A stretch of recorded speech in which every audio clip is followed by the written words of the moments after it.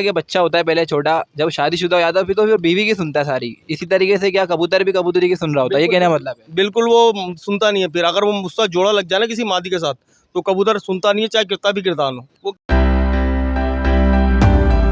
السلام علیکم ناظرین، آج میں آپ کو ملاتا ہوں کراچی کے بہت بڑے کبوتر بازوں سے، اور ہم معلومات کرتے ہیں کہ بھائی یہ کبوتروں کو کیسے پالتے ہیں. کیونکہ بعض آتے خود مجھے تو بہت برا لگتا ہے یہ والا شوق جو ہے نا، کہ بندہ اوئے اوئے کی آوازیں لگا رہا ہوتا ہے، یہ وہ عجیب طریقے کی آوازیں لگا رہے ہوتے ہیں.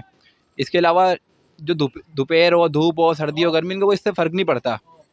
تو چلیے ہم جانتے ہیں ان لوگوں سے. کیا نام ہے آپ کا؟ عمیر نام ہے میرا. یار یہ کبوتروں کا شوق جو ہے نا، مطلب بہت عجیب سا شوق لگتا ہے، لیکن کہتے ہیں شوق کا کوئی مول نہیں ہوتا. آپ اس بارے میں کیا کہیں گے؟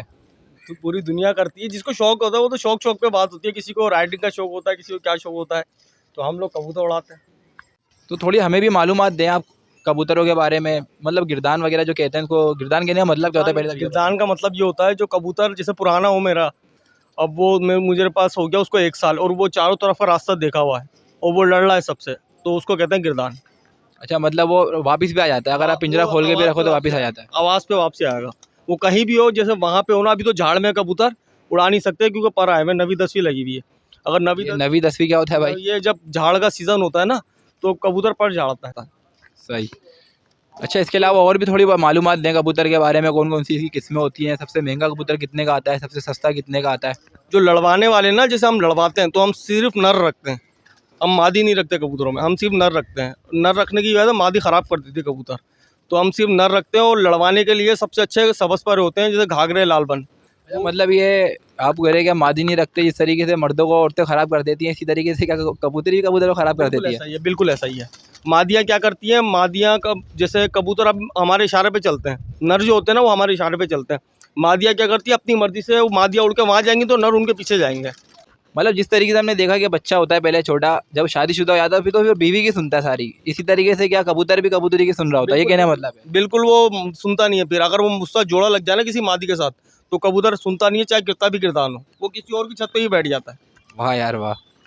اچھا، اس کے علاوہ ابھی جیسے میں نے آپ سے سوال کیا کہ بھائی مہنگا کبوتر کون سا ہے؟ اس میں ہم لڑوانے کے لیے ہم سبز پرے سب سے مہنگے ہوتے ہیں. تقریباً کتنے کا ملتا ہے؟ وہ 2000 کا بھی ایک ہے، 2500 کا بھی ایک ہے، 3000 کا بھی ہے، 5000 کا بھی ایک ہے. صحیح. اور یہ کھانے پینے کی جو چیزیں ہوتی ہیں ان کی، اس میں خصوصی خوراک ہوتی ہے کیا ان کے دانے وغیرہ کی؟ نہیں، وہ ایسا ہوتا ہے کہ جیسے اس میں چکناؤ دیتے ہیں، سرسوں دیتے ہیں، سرسوں کا تیل دیتے ہیں، دیسی گھی. اس میں آٹے میں کچا آٹا بنا کے اس میں بادام پستے مکس کر کے دیسی گھی میں اس کو لپیٹ کے پھر اتنی گولیاں بنا کے ان کو دیتے ہیں. تو اس سے سینے میں ان کو جان آتی ہے، تو وہ اڑتے اچھا ہیں. اور اس کے علاوہ پانی بھی کچھ دیتے ہیں جس سے وہ جاتے دور تک ہے. اچھا، اس میں ہم نے بچپن میں یہ سنتے تھے کہ بھائی کچھ کبوتر پوری رات اڑتے رہتے ہیں، وہ کون سا کبوتر ہوتا ہے؟ کابلی کبوتر ہوتے ہیں. وہ ہوتے ہیں کابلی کبوتر. یہ ہوتے ہیں گولا. یہ وہ اشارے پہ جاتے ہیں، اشارے پہ آتے ہیں، وہ پورا دن جاتے ہیں اوپر اور مغرب کے ٹائم نیچے آتے ہیں. اچھا، اور اس کے علاوہ وہ جنگلی کبوتر میں اور ان میں کیا فرق ہوتا ہے؟ جنگلی کبوتر آواز نہیں سنتے، وہ بس ان کا تو ایسا ہے کلا، بالکل جہاں اپنی مرضی سے کھاتے پیتے ہیں کچھ بھی، وہ اپنی مرضی سے رہتے ہیں. جیسے یہ پیچھے بیٹھے ہوئے ہیں، مطلب یہ گردان نہیں ہو سکتے اب؟ یہ کیا مطلب یہ ہوا گردان نہیں ہو سکتے؟ اپنی مرضی کے مالک ہوتے ہیں وہ، جیسے ہمارے حکمران ہیں یہاں پر. بالکل ایسا ہی. ناظرین، ہمارے ساتھ اب ایک اور کبوتر باز موجود ہے. پہلے سب سے پہلے ان کا نام پوچھتا ہے. مرتضیٰ نام ہے آپ کا.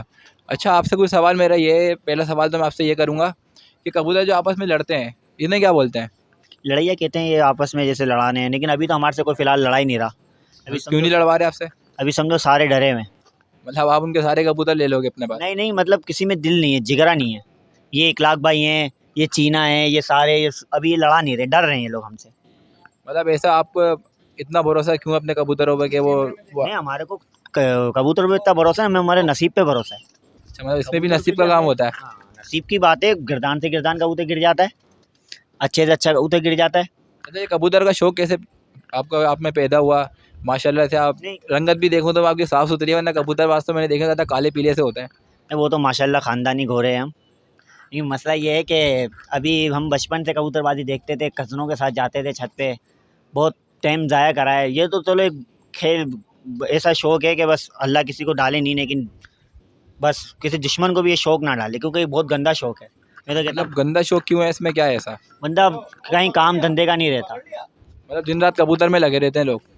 دن رات کبوتر میں لگے رہتے ہیں. یہاں پہ بھی دیکھو ہر جگہ کبوتر ہیں. ابھی ہم اڑائیں گے تو کبوتر بٹھا لیں گے لوگ. क्योंकि अभी तो फिलहाल हमारा कबूतर अभी झाड़ पे है, तो अभी उड़ेंगे नहीं। ये फिलहाल अगर हम कबूतर उड़वाते हैं तो सारे बिठा लेते हैं। ये अच्छा आपने बोला झाड़, तो ये झाड़ क्या होता है?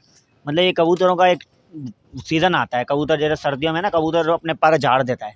अच्छा, मतलब जैसे पतझड़ आता है, हाँ। दरख्तों के पतझड़ होते हैं, तो अब इनको कबूतर जब ये पर झाड़ते हैं इसको क्या बोलते हैं? झाड़ का मौसम। हाँ, ये झाड़ का मौसम कहते हैं इसको। अच्छा, आपकी उम्र कितनी है? मेरी उम्र होगी 18 साल। 18 साल उम्र है, और आपको कितने साल होगा तकरीबन ये कबूतरबाजी करते हुए? मेरे को 14-15 साल तो हो गए समझो।